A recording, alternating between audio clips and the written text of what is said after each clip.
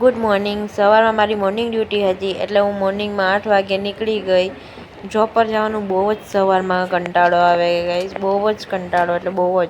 બપોરના 2:30 વાગી ગયા અને હું હોસ્પિટલથી છૂટી ગઈ.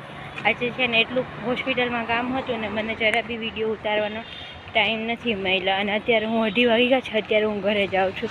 ઘરે જઈશ, જમવાનું બનાવીશ. મારી ફ્રેન્ડ એના ઘરે ગઈ છે એટલે જમવાનું પણ મારે જ બનાવવું પડશે આજે. જમવાનું બનાવીશ, પછી હું જમીશ, પછી પાછી સૂઈ જઈશ. ના, મારે સૂઈને જ જાઉં, મારે આજે ગાડી રિપેર કરવા જવાનું છે. પછી મારી ગાડી રિપેર થઈ ગઈ એટલે લાવ થોડા કાંટા મારી લઉં, એટલે એમ કને હું થોડા આમ તેમ આતા મારવા સારું નીકળી ગઈ. થોડીક વાર ફરી પછી ઘરે આવીને મેં સૂઈ ગઈ. ઊંઘીને ઉઠી ત્યાંથી પછી મેં ચોખાના રોટલા બનાવવા બેઠી. ચોખાના રોટલા બનાવવાના હતા. જમવાનું બનાવવાનો બહુ જ કંટાળો આવતો હતો. પછી મેં ફટાફટ ચોખાના રોટલા બનાવી નાખ્યા.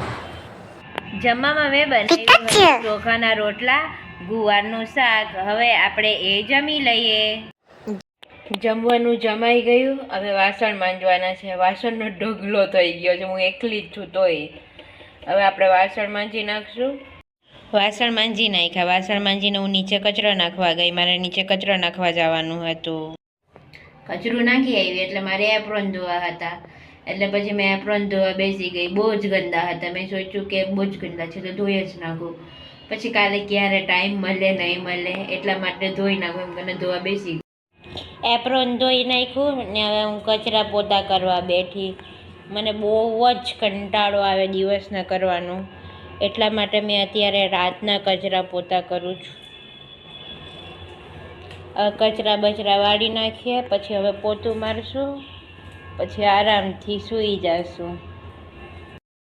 ફટાફટ કચરું વાળી નાખ્યું, પોતું મારવાની. પોતું મારી દઈશ એટલે પછી કપડાં હું ધોયા છે એ સુકાવા માટે નાખી દઈશ.